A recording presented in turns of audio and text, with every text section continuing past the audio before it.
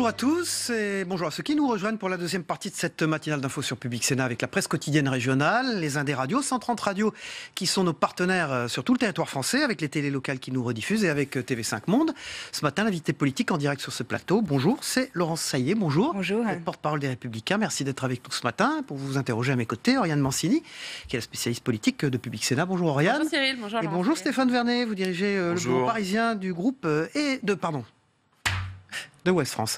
Bonjour. Groupe EBRA qui sera le débrief de cette interview politique tout à l'heure avec Pascal Jalabert. Alors, on démarre tout de suite avec Emmanuel Macron aux États-Unis. Il a fait forte impression hier, à l'aise, devant les étudiants. Est-ce que vous trouvez bien qu'un président français, comme ça, percute, soit cité en exemple aux États-Unis comme un président moderne? Est-ce que ça vous plaît? Est-ce que ça vous rend fier?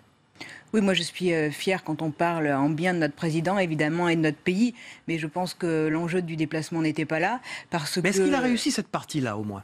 C'est ça que je ne peux pas répondre à la place des gens et des commentateurs qui vont sûrement aujourd'hui très nous applaudi nourrir. au Congrès, à l'aise devant les étudiants, vous avez vu toutes ces séquences. Qu'on applaudisse le président de la République française, bien heureux, et on ne peut que s'en réjouir. Ce que je remarque, c'est qu'effectivement, une fois de plus, devant le Congrès, il a eu quelques mots un peu désagréables concernant Donald Trump, ce qui nous montre qu'en fait, à chaque fois qu'il a un nouvel auditoire, en fait, il change son discours. Et c'est vrai que c'est une stratégie maintenant qu'il a mise en place. À chaque fois qu'il a un nouvel auditoire, effectivement, il adapte ses propos. Et sur Donald Trump, il n'a pas été tout à fait tendre dans l'ensemble de ses propos, comme il n'a pas été tendre avec Poutine sur Fox News. Donc c'est vrai que cette approche diplomatique peut-être un peu troublante. C'est une bonne chose, le non-alignement pour un pays comme la France, non ?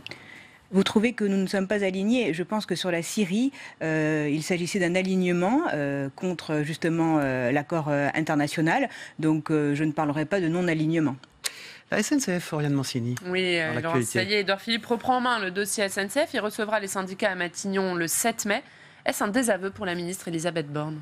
C'est un désaveu pour la ministre, mais depuis le départ, on peut dire que cette affaire est traitée de manière un peu étrange. D'abord, il commence les négociations en expliquant justement aux syndicats qu'ils ne vont pas céder. Donc dès qu'on explique ça, effectivement, ça durcit l'entretien. Puis les syndicats, eux, par contre, ne cèdent pas, puisque vous remarquez que la France est encore bloquée alors que la loi est passée à l'Assemblée nationale. Et maintenant, le Premier ministre accepte de voir les syndicats. Tout ceci est un grand fouillis, en fait, du début jusqu'à la fin. Et c'est bien dommage d'avoir mené cette négociation de la sorte, parce qu'au final, ce sont les usagers qui en pâtissent. Et c'est pourquoi, hier encore, Laurent Wauquiez a demandé que soit inscrit dans la Constitution, justement, un service minimum pour que les usagers ne soient plus victimes de ce type d'événements. Mais sur cette réforme, est-ce qu'ils n'ont pas raison, Emmanuel Macron et Édouard Philippe, de ne pas fléchir, de ne pas céder? Est-ce que vous les encouragez à tenir bon? Nous avons voté et nous soutenons cette réforme des cheminots. Maintenant, il y a une façon de faire, une façon de procéder. Et quand on commence une discussion par de l'arrogance et tant de dureté, effectivement, ça fait traîner et ça n'amène pas la discussion dans quelque chose de positif. Est-ce que ces grèves sont encore, vous dites, vous l'avez voté, vous, de la réforme ferroviaire, les parlementaires LR l'ont voté, est-ce que pour vous les grèves sont justifiées? C'est difficile de dire qu'une grève soit justifiée ou pas. À la table des négociations, il doit y avoir ce qu'il faut justement pour pouvoir amener ces discussions à bien. Et ils n'ont pas, selon moi, utilisé la bonne méthode avec, en même temps, des discussions avec les syndicalistes, en même temps, le projet de loi à l'Assemblée nationale, en même temps, une grande froideur dans le discours et presque des menaces au début de la négociation, et en même temps, à la fin, un fléchissement. Et c'est ce qu'on retrouve par ailleurs à Notre-Dame-des-Landes. Donc, derrière une attitude qui aurait pu être considérée comme autoritaire, on se retrouve avec des renoncements. Évidemment, ils ne vont pas renoncer sur le texte, mais maintenant, ils se trouvent bien gênés parce qu'effectivement, c'est voté à l'Assemblée nationale, mais les syndicats, eux, n'ont pas fléchi. Justement, Ouest France, Stéphane Vernet. Oui, peut-être juste pour terminer sur la SNCF, la reprise de la dette, les 50 milliards d'euros, sans créer de nouvel impôt pour les Français, vous y croyez ?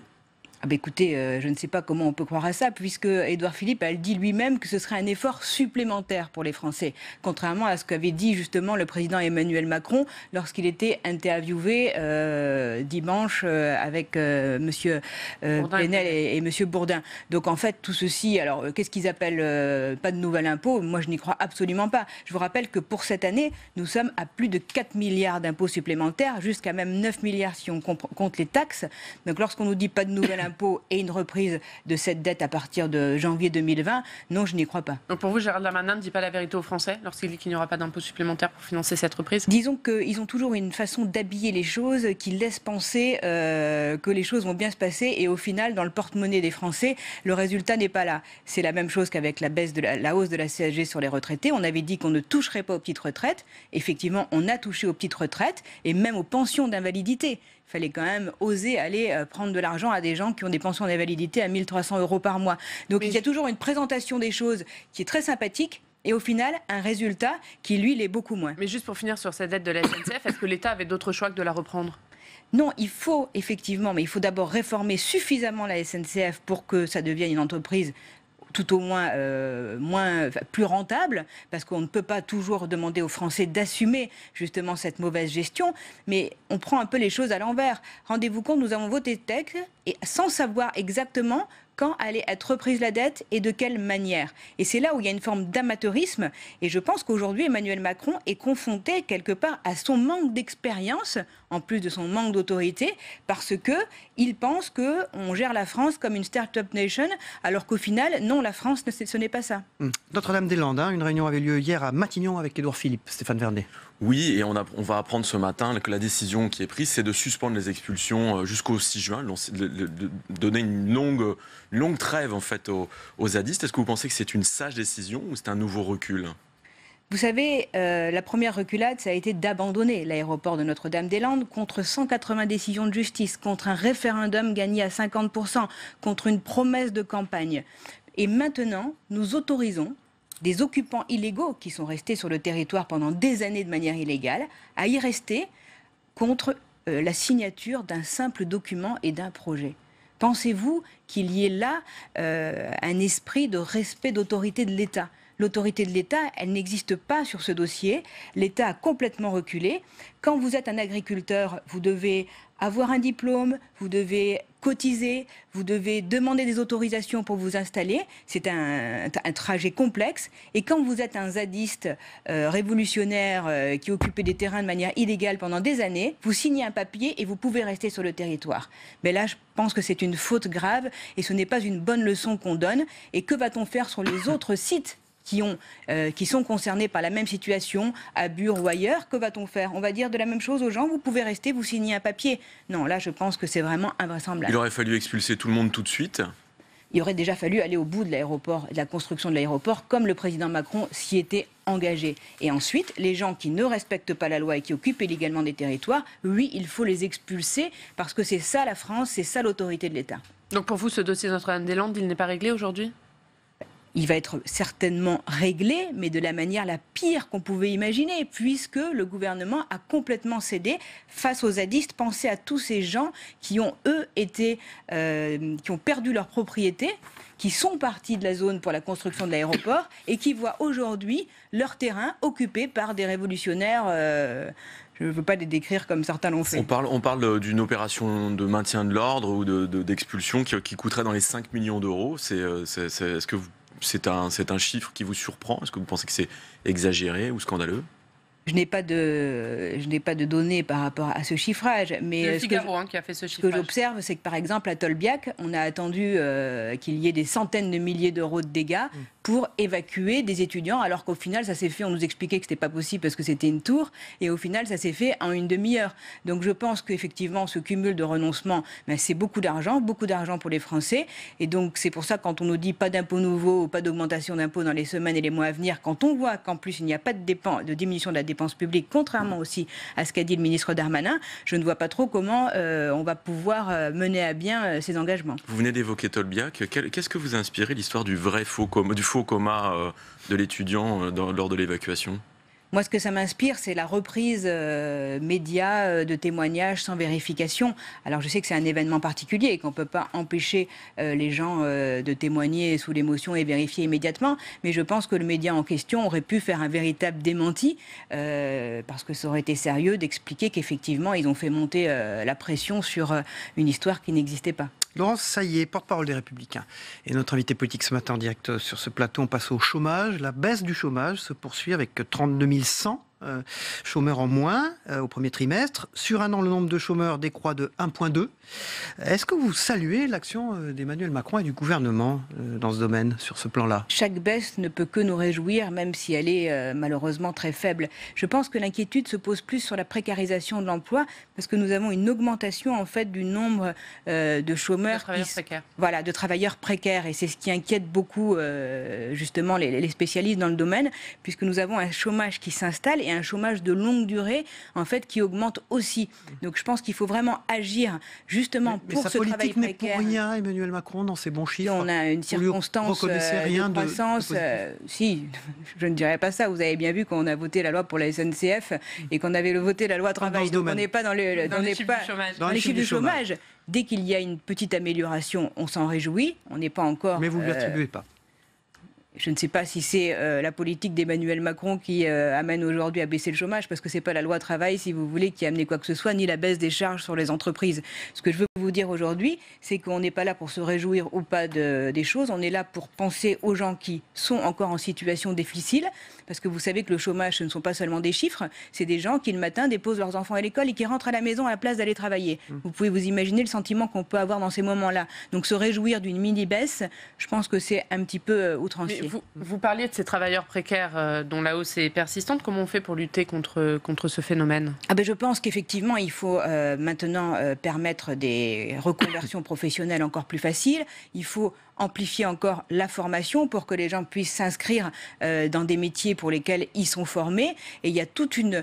Si vous voulez, la lutte contre le chômage, c'est pas des petites mesurettes. C'est une prise en charge globale du problème du chômage. Il faut aussi aider les gens qui sont au chômage depuis longtemps au quotidien, en leur permettant justement d'accéder à ces formations ou de les encadrer pour qu'il n'y ait pas une forme de... pas de renoncement, mais... Stéphane Vernet, Ouest France. Hier soir, François Hollande était sur le plateau de Quotidien. Je sais que vous avez regardé. Il a eu des mots très durs par rapport à Emmanuel Macron sur quelques phrases. Il a notamment qualifié le président des très riches. Comment vous avez vécu ça ? Qu'est-ce que ça vous inspire ? Alors c'est vrai que 42% des baisses fiscales ont concerné 4% des gens les plus riches en France. Effectivement, je pense que de dire qu'il a fait des cadeaux très très riches, c'est une réalité au détriment des classes moyennes supérieures et puis des gens les plus modestes. Et c'est toute l'injustice de sa politique. Donc je ne reprocherai pas au président Hollande cette phrase. Par contre, je pense qu'il peut regarder son quinquennat. Et d'ailleurs, Emmanuel Macron était son ministre de l'économie. Donc tout ceci est un peu amusant de voir qu'ils se critiquent alors qu'ils ont mené ensemble cette politique de matraquage fiscal pour les Français pendant 5 ans. Jean-Louis Borloo remet aujourd'hui, ce matin, à Matignon, son rapport sur la politique de la ville. Qu'est-ce que vous attendez de ce rapport ? On attend toujours qu'il y ait des améliorations parce qu'effectivement, il faut réussir à traiter le problème de certains endroits de France où il est plus difficile de se former, plus difficile de trouver de l'emploi. Mais je pense qu'il faut aussi penser aux territoires ruraux parce qu'on n'en parle jamais, on ne fait pas de plan pour les territoires ruraux, alors qu'il est démontré que l'ascenseur social ne fonctionne pas justement dans ces territoires ruraux. Donc moi, ce que je souhaite, c'est que personne ne soit oublié. Et lorsque l'on parle de secteurs difficiles, qu'on pense aussi à ces territoires ruraux où il est très difficile de faire des études et de trouver un emploi. Il y a quand même eu des annonces autour du plan Action Cœur de Ville pour les territoires ruraux, 222 villes, 5 milliards d'euros sur la table. Ils ne sont pas complètement oubliés, les territoires ruraux ? Peut-être pas complètement oublié, mais on ne sent pas dans la politique d'Emmanuel Macron, si vous voulez, depuis qu'il est au pouvoir, une politique qui soit positive pour les territoires, parce que simplement, je pense qu'il ne les connaît pas, les territoires, et qu'il est entouré de technocrates qui sont très coupés du terrain. Nous, notre force aux Républicains, c'est que nos élus locaux, tous les gens qui sont dans notre parti, sont engagés sur leur territoire et nous font remonter, et nous vivons avec le quotidien des Français, de tous les Français. L'isolement d'Emmanuel Macron dans une forme de tour d'ivoire, où il a autour de lui que quelques personnes qui ont les mêmes profils, fait qu'en fait, il y a un véritable, une véritable méconnaissance des territoires. D'ailleurs, on le voyait bien dans l'interview qu'il a faite dans la salle de classe. Il était, selon moi, très mal à l'aise parce que c'était un endroit qu'il semblait découvrir. Et d'ailleurs, il n'a absolument pas été convaincant pour les gens des territoires. Et c'est pour ça que notre inquiétude porte justement sur la prise en compte de ces territoires parce que augmenter les taxes sur le diesel, mettre en place les 80 km/h, ce sont des politiques qui sont néfastes pour les territoires. Et ce que nous demandons aujourd'hui, c'est que tous les Français soient pris en considération. Un mot sur la réforme des institutions, Laurent Saillet. L'Association des maires de France monte aujourd'hui au créneau contre cette réforme. Son président François Baroin craint une mise sous tutelle des communes. Il propose plusieurs modifications de la Constitution pour garantir l'autonomie fiscale et financière de ces communes. Est-ce que les parlementaires LR vont porter les propositions de François Baroin? On va voir ce que François Baroin, dans le détail, il va présenter.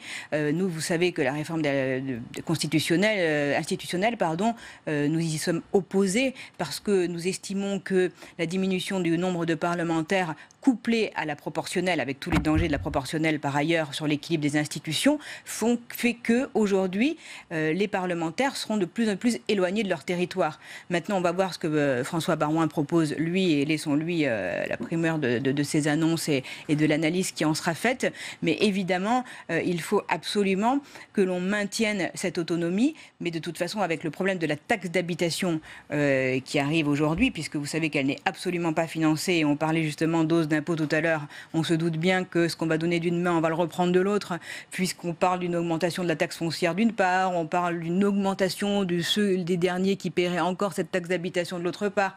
Enfin, tout ceci est à nouveau un cafouillis complexe, et je pense que le président, sur le sujet, nous a fait part d'un certain nombre de carabistouilles, on va dire. Stéphane Vernet. Puisqu'on parle de François Baroin et des territoires, le président de la République, vous avez parlé de l'interview de Berduis, le président de la République avait promis que les dotations aux collectivités ne baisseraient pas. Or, François Baroin dit qu'il y a 22 000 communes en France qui voient leurs dotations baisser. Alors ça, c'est encore un problème de présentation des choses, comme vous le disiez tout à l'heure. Mais là, par exemple, alors là, c'est carrément invraisemblable, parce que immédiatement... Ça vient d'où ? Je ne sais pas, je ne suis pas dans la tête d'Emmanuel Macron. Soit on ne lui a pas donné les chiffres, ce qui m'étonnerait quand même, soit il a fait un coup, c'est-à-dire qu'il s'est dit, je vais dire, puisque des millions de téléspectateurs m'écoutent, que je n'ai pas baissé les dotations, et puis après on verra bien, mais ça a été démenti immédiatement par l'Association des maires de France. Donc j'ai été surprise de voir qu'il puisse, de cette manière, annoncer comme ça quelque chose d'absolument faux. Ce qu'il a fait pour la fermeture des classes dans les écoles, dans les milieux ruraux. Il a dit, on ne fermera pas de classes dans les milieux ruraux. On a 1000 fermetures de classes aujourd'hui en ruralité. Donc c'est quand même effectivement très surprenant qu'il puisse comme ça dire les choses, et les chiffres, eux, disent le contraire. La question, les Républicains, Laurent Saillet, hier, Laurent Wauquiez a nommé une direction provisoire chez les jeunes Républicains. Parmi cette direction, un nom, Oran Réagnan, un des proches de Laurent Wauquiez, contesté pour diverses prises de position sur les musulmans, sur les enfants issus de la PMA. Florence Portelli, qui était candidate contre Laurent Wauquiez, parle d'un très mauvais signal qui est adressé. De plus, c'est encore une occasion ratée pour le rassemblement, dit-elle. N'a-t-elle pas raison ? Vous savez, à chaque fois que l'on nomme des gens, les gens qui éventuellement... Alors, je ne parle pas de Florence Portelli qui n'était pas dans les gens qui souhaitaient être nommés, mais les autres, ça crée des mécontentements. Et ça, on ne peut pas l'empêcher. Mais Madame Portelli, nous n'avons pas de nouvelles d'elle depuis quelques semaines, voire quelques mois. Elle siège au bureau politique. Si elle avait des choses à nous dire, elle est tout à fait la bienvenue au sein du parti pour venir débattre. Tout le monde est le bienvenu. Mais c'est toujours surprenant de voir ces gens qui ne participent pas à la vie du parti et qui tout à coup se réveillent quand des décisions sont prises et nous expliquent que ce ne sont pas les bonnes décisions. Il faut travailler en politique, il faut être présent, il faut participer au débat, et après on peut se permettre la critique. Laurent Saillet, justement, vous êtes porte-parole des Républicains. Laurent Wauquiez, toutes les études, tous les sondages montrent qu'il ne décolle pas du tout. 8%, vous avez vu dans une projection pour des présidentielles, par exemple, au premier tour. Ça vous inquiète ou pas ? Alors, c'est une projection pour les présidentielles. Enfin, la présidentielle, c'est dans 4 ans. Permettez-nous d'avoir quelques doutes sur la véracité d'un total. Son discours ne prenne pas. Nous ne sommes absolument pas inquiets. Nous sommes au début de la reconstruction. Laurent Wauquiez est quelqu'un qui fait les choses avec méthode, avec calme, et qui ne change pas de cap au gré des sondages. Et c'est pour ça que je le soutiens.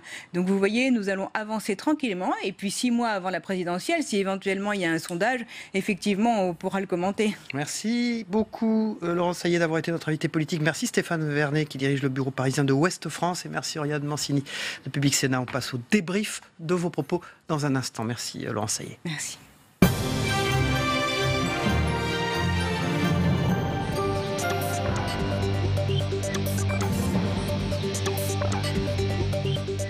Voilà, font leurs entrées dans la deuxième partie de Territoire d'Info. Sébastien Lacroix, rédacteur en chef de l'Union de Reims et de l'Ardennais. Rebonjour, merci d'être avec nous. Vous étiez là dans la première partie. Et bonjour Pascal Jalabert, rebonjour du groupe EBRA. Vous présentez le Progrès de Lyon sur ce plateau. On démarre tout de suite, si vous le voulez bien, par le débrief de ce que nous a dit Laurent Saillet. On démarre sur Emmanuel Macron. J'ai eu du mal à lui faire dire que la prestation d'Emmanuel Macron a été remarquée, qu'il était à l'aise et que c'était une bonne chose. pour l'image de la France aux États-Unis, Pascal Jalabert? Oui, c'est l'opposition systématique, ça? C'est quoi? Non, c'est normal. Elle n'allait pas féliciter Emmanuel Macron. Même si à un moment donné, elle m'a un peu étonné sur Notre-Dame-des-Landes. Elle a dit oui, ça va être réglé. Bon, si même l'opposition dit que ça va être réglé, c'est que vraiment ça va l'être. Peut-être une petite précision par rapport à ce qu'elle a dit. Elle a dit que les impôts ont augmenté de 4 milliards, voire de 9 milliards. Non, ce sont les recettes de l'État qui ont augmenté. Ce n'est pas les impôts. Pourquoi il y a eu plus de recettes? Parce qu'il y a eu plus de croissance. Donc du coup, plus de TVA, plus d'impôts sur le revenu, plus d'impôts sur les sociétés, donc c'est une augmentation mécanique. Il n'empêche que la France reste à 45,6% de prélèvements obligatoires. On est quand même deuxième en Europe après le Danemark, alors que les pays comparables sont autour de 38, 41, 42. Quoi. Donc là, en effet, on est toujours sur la trajectoire du quinquennat Hollande, sur l'imposition, et la France reste un pays à fort prélèvement obligatoire. On va revenir sur Notre-Dame. Mais il faut rectifier les chiffres. Sur Notre-Dame-des-Landes, hein, dans un instant. Mais Sébastien Lacroix, est-ce que, au fond, il ne pourrait pas y avoir une forme d'unanimité du fait qu'un président français ait du succès aux États-Unis, soit à l'aise devant des étudiants, parle anglais parfaitement? Est-ce que, vous avez entendu ce matin, on n'arrive pas à faire dire aux gens de l'opposition? Oui. En fait, elle pointe du doigt l'habileté d'Emmanuel Macron à s'adapter à son auditoire, si j'ai bien écouté. Et donc, ça, c'est vrai, mais c'est pas vrai. Il n'y a pas que lui qui le fait, d'ailleurs. Il l'a fait également pour, comme on l'a dit tout à l'heure, contrebalancer cette image qu'il risquait d'avoir en revenant, d'avoir d'alignement, chercher ses ordres à Washington. Donc il était normal qu'il prévoie des auditoires différents et qu'il s'impose au Congrès, qu'il impose au Congrès sa vue de président français et qu'il joue là-dessus. En fait, c'est une attitude normale et qui est plutôt louable d'ailleurs. Hein. On passe à Notre-Dame-des-Landes. Donc Laurent Saillet, porte-parole des Républicains, a dit « Nous autorisons des occupants illégaux à y rester contre la simple signature d'un projet ». Pascal Jalabert, elle dénonce ça. Oui, c'est son point de vue. Après, je crois que le gouvernement est en train, entre guillemets, de faire la distinction entre ceux qui ont un vrai projet, agricole notamment, et même agricole exclusivement, et puis ceux qui étaient là pour militer à 100% et qui, de toute façon, à mon avis, la distinction va se faire naturellement. Il y a ceux qui sont capables et qui ont envie, qui sont motivés pour porter un projet, et puis il y a ceux qui vont aller trouver des terrains de combat ailleurs, peut-être à Bure, dans le Grand Est, avec le centre d'enfouissement, peut-être sur d'autres lieux emblématiques qui peuvent être sur les... Sébastien Lacroix. On a eu le cas du Larzac dans le temps. Hein. Ce qui choque les Français, c'est de se dire, de voir des images de jeunes gens qui revendiquent la possibilité de prendre des terres dont ils ne sont pas propriétaires et de faire développer leur activité dessus. Et ça, elle a raison. Enfin, je veux dire, c'est assez choquant. Le deuxième point qu'elle a dit d'ailleurs, c'est que après, il va falloir gérer Bure, il va falloir gérer le Center Park de je ne sais plus où, la contournante de Strasbourg. C'est l'Isère, oui. Et là, si on ouvre la porte à ce genre de pratique systématiquement, là, on n'a pas fini. Et effectivement, ce risque-là, il existe. Mais comment distinguer les bons projets des mauvais, hein? C'est aussi un problème, sur le papier. Alors oui, là, le souci, mais là, maintenant, c'est trop tard, hein, au moment du recul, c'est qu'il y avait quand même un référendum et des décisions de justice qui disaient que cet aéroport devait se faire. Bon, ça n'a pas été le choix du gouvernement. Donc après, il faut gérer derrière. Mais je crois que chaque projet a quand même sa gestion autonome. Bure, il y a un problème de stockage de déchets radioactifs. Donc il va bien falloir trouver une solution. On ne peut pas continuer à les laisser dans la nature ou à les envoyer à des pays dont on ne sait pas comment ils les gèrent. Donc voilà, là, l'aéroport, il y avait peut-être des alternatives. Bure, si c'est pas à Bure, c'est ailleurs. Voilà. Sur le chômage, hein, baisse du chômage qui se poursuit, 32 100 chômeurs en moins au premier trimestre. Bon, on n'a pas pu lui faire dire que c'était grâce à Emmanuel Macron et au gouvernement, vous avez vu Sébastien Lacroix. Oui, on ne peut pas attribuer ce genre de statistiques à 100% à Emmanuel Macron. Bien sûr. Il y a une part de Hollande, il y a peut-être une part même de Sarkozy, il y a une grosse part d'environnement international. Donc, d'ailleurs, je ne pense pas que Emmanuel Macron revendique la paternité de cette baisse du chômage. Là où c'est effectivement plus embêtant, c'est que c'est la hausse des emplois dits précaires. Des travailleurs précaires. Des travailleurs précaires. Et pour le voir sur le terrain dans le Grand Est, c'est quand même un souci qu'on entend régulièrement de ces chefs d'entreprise qui ne trouvent pas la main-d'œuvre dont ils ont besoin. On revient à l'histoire de l'apprentissage, qui ne trouvent pas cette main-d'œuvre dont ils ont besoin et qui offrent des CDI, qui offrent des formations, y compris sur des boulots où il suffit d'avoir le CACES là, pour conduire les Fenwick. On a des situations où ils ne trouvent pas les gens pour faire ce travail-là. Ça veut dire que cette baisse du chômage, c'est moins bien que prévu à cause de ce problème des travailleurs précaires, Alors, Pascal oui, Jalabert. le travail précaire, il s'explique par plusieurs raisons. Il y a en effet beaucoup de chefs d'entreprise qui, avant de titulariser quelqu'un, parce que justement ils ne trouvent pas les bonnes compétences, on recourt à l'intérim ou à des CDD. Il y a quand même un problème de confiance, c'est-à-dire que le carnet de commandes est plein, mais pas assez longtemps pour qu'on puisse risquer un CDI. On ne sait pas si cette croissance va durer, donc on ne titularise pas tout de suite, on n'engage pas tout de suite. Et puis, il y a aussi, je crois, des modes de vie où des gens sont contents d'avoir des CDD, de pouvoir changer d'entreprise plus régulièrement. Mobilité. Donc voilà, manque de mobilité. Je crois qu'en fait, la déception, elle vient du fait que depuis quelques mois, on voit bien que l'économie va mieux, que tous les clignotants à peu près sont au vert, et qu'on voit que ça ne se traduit pas par une baisse plus importante du chômage que, effectivement, quelque chose qui est à la marge. C'est compliqué démographiquement, la baisse du chômage. Merci Sébastien Lacroix, rédacteur en chef de l'Union de Reims et de l'Ardennais, d'être venu dans cette matinale d'infos. Merci Pascal Jalabert du groupe EBRA. Vous dirigez le journal parisien de ces 9 journaux de la presse quotidienne régionale. On va passer des territoires, de la presse régionale au monde, avec un résumé en quelques minutes de ce que vous devez savoir de l'actualité dans le monde, avec notre partenaire TV5 Monde. On revient bien sûr sur la visite d'État du président de la République aux États-Unis. À tout de suite.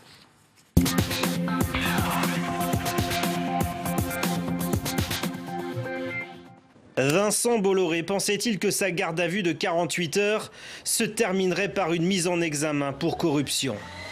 Le milliardaire français est plutôt habitué à côtoyer les chefs d'État. À la tête d'un empire articulé autour de concessions portuaires en Afrique de l'Ouest, c'est dans ce cadre que la justice française s'intéresse à ses activités. En 2010, une filiale de son groupe conseille le président togolais Faure Gnassingbé en campagne. Il sort réélu. Des activités sous-facturées selon la justice française qui soupçonne une forme de corruption en échange de la concession du port de Lomé. Il a peut-être donné l'impression contraire, mais c'est surtout, comme il l'a rappelé en conférence de presse ce mercredi soir, pour éviter que son hôte américain ne déchire l'accord sur le nucléaire iranien, que le président français en a tant parlé au cours de sa visite aux États-Unis. Et sur ce point, Emmanuel Macron rentre en France très lucide, mais pas très optimiste. Je ne sais pas quelle sera la décision américaine, mais l'analyse rationnelle de la totalité des déclarations du président Trump ne m'incite pas à penser qu'il fera tout pour maintenir le JCPOA. C'était quelques minutes avant qu'il ne fonce sur la foule. L'assassin présumé, Alek Minassian, postait publiquement sur Facebook ce message, abondamment relayé par les médias canadiens. La rébellion Incel a déjà commencé. Les Incel, dont Alek Minassian semble se revendiquer, est un groupe présent surtout sur Internet. Pour ces personnes, les femmes seraient l'unique responsable de leur célibat. Et y compris quand les femmes, c'est ce qui arrive à ce monsieur aujourd'hui, ne veulent pas d'eux, au lieu de se remettre en question et d'essayer de se questionner par rapport à leurs propres attitudes et comportements, eh bien, ils vont s'en prendre aux femmes et ils vont leur attribuer la responsabilité de leur malheur. Comme tous les matins depuis 5 jours à Antananarive, la place du 13 mai, bastion de l'opposition, se remplit. Les manifestations ont pris une nouvelle tournure. On y réclame désormais le départ du président. Sur les banderoles des 2000 manifestants, on peut lire des Razzo dégage, stop à la corruption ou encore Razzo a du sang sur les mains. Sur l'estrade, les députés de l'opposition haranguent les manifestants. Depuis le début du mois, elles dénoncent les nouvelles lois électorales qu'elles jugent favorables au seul gouvernement.